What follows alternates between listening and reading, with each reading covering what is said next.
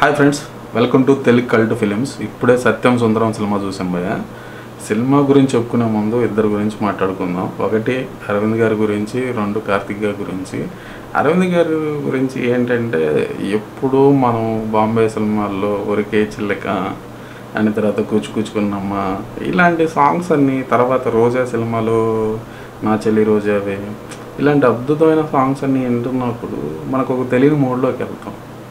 So అలాంటి hero మళ్ళీ back bone అయితే ధ్రువ లాంటి సినిమాలు చేసిన తర్వాత ఇలాంటి విలన్లో చేస్తాడు, మళ్ళీ ఎలాంటి సినిమాలో వస్తాడని ఒక మైండ్లో ఉంటాం మనం.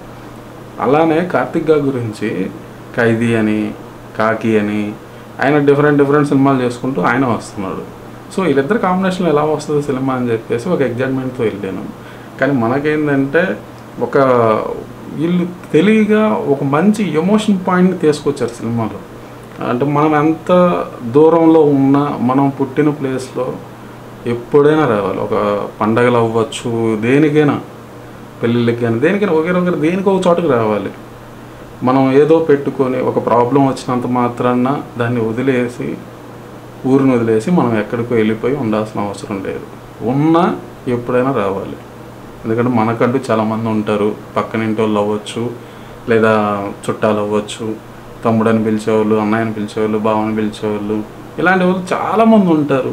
ఆ ప్రేమను, అనురాగాల్ని మిస్ చేసుకోవద్దు అని చెప్పే పాయింటే ఈ సినిమా. మెయిన్ ఇంకా సినిమా గురించి వస్తే చిన్న పాయింట్ మీదనే రన్ చేస్తారు అన్నమాట సినిమానంతా.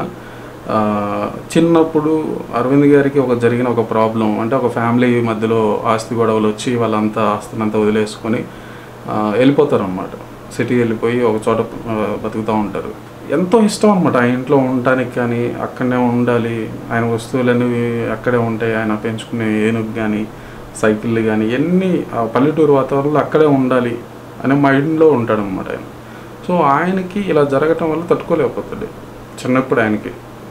అప్పుడు ఏనేంటంటే మైండ్లో ఫిక్స్ అవుతాడు, ఇంక నేను వెళ్ళకూడదు ఈ ఊరికి, నా అన్నీ ఇంకేం లేవు అని చెప్పి మైండ్లో ఉంటాడు అనమాట. ఈ టైంలో వాళ్ళ బాబాయ్ కూతురికి మ్యారేజ్ ఫిక్స్ అయితే, చెల్లేమో నువ్వు రాకపోతే నేను చేసుకున్నానయ్యా అది ఇదని ఇంకా ఫీల్ అవుతూ ఉంటుంది అనమాట. ఆయన మ్యారేజ్కి వెళ్ళాలనుకుంటుంటాడు. పెళ్ళికి వచ్చిన తర్వాత అక్కడ బావా అని ఒక వ్యక్తి పరిచయం అవుతాడు. బావా అని పిలిచే ఒక వ్యక్తి, ఆయనే కార్తీక్. ఇక్కడ వీళ్ళిద్దరి మధ్యలో పరిచయం పెరిగిన తర్వాత బావా అని ఉంటాడు కదా. సో అరవింద్ గారికి కార్తీక్ పేరు ఏంటి అనేది లాస్ట్ వరకు తెలియదు. వీడేమో మర్యాదలు చేస్తుంటాడు, పొయ్యి మండపాలకు తీసుకెళ్ళటం, రా బావా ఆడిపోదాం, రా బావా ఈడపోదాం అని చెప్పడం, బ్యాగులు పట్టుకోవడం, మొయ్యటం, అసలు రచ్చ మర్యాదలు చేస్తుంటాడు. కానీ ఈయన చిన్నప్పుడే మర్చిపోయి ఉంటాడు కదా, 20 సంవత్సరాల క్రితం వెళ్ళిపోయి ఉంటారు వీళ్ళు. సో ఈయన పేరు మర్చిపోయి ఉంటాడు.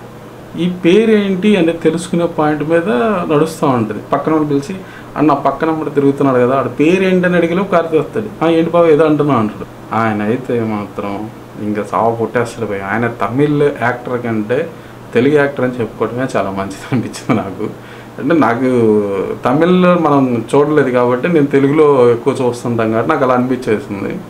ఆయనకి ఏంటి అంటే, ఏ స్లాంగ్ అంటే తెలుగులో ఇన్ని స్లాంగ్లు ఉన్నాయో, అంటే తెలుగులో ప్రాంతానికి సంబంధించిన కొన్ని స్లాంగ్లు ఉంటాయి కదా, తీసుకొని దానికి తగ్గట్టుగా మోడ్యులేషన్ చేసుకొని ఆ వాయిస్ని ఆయన నేర్చుకుంటాడో లేకపోతే ఆయనకు వచ్చో తెలియదు, కానీ అంత పర్ఫెక్ట్గా చెప్తూ, అంత పర్ఫెక్ట్గా ఆడియన్కి ఇది నేను నీహోడిని అనే విధంగా క్రియేట్ చేయడం అనేది మామూలు విషయం కాదు.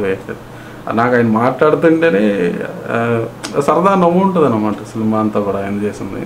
సో చాలా హ్యాపీగా అనిపించింది ఆయన సినిమాలో ఆ స్లాంగ్ మాట్లాడుతూ ఆ ఎమోషన్ అయితే బాగా క్యారీ చేశారు. ఆయన ఇచ్చిన సైకిల్ చిన్నప్పుడు ఏదైతే అరవింద్ గారికి బాగా ఇష్టం ఉందో, అరవింద్ స్వామి గారికి సైకిల్ కూడా కార్తీక్ దగ్గరే ఉంటుంది.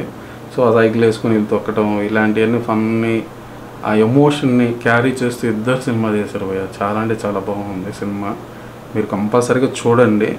ఇంకా వైఫ్గా, కార్తీక్ వైఫ్గా చేసింది ఎవరంటే, మన బస్ స్టాప్ సినిమా ఉంది కదా, దాంట్లో చేసిన హీరోయిన్ కార్తీక్ వైఫ్గా చేశారు.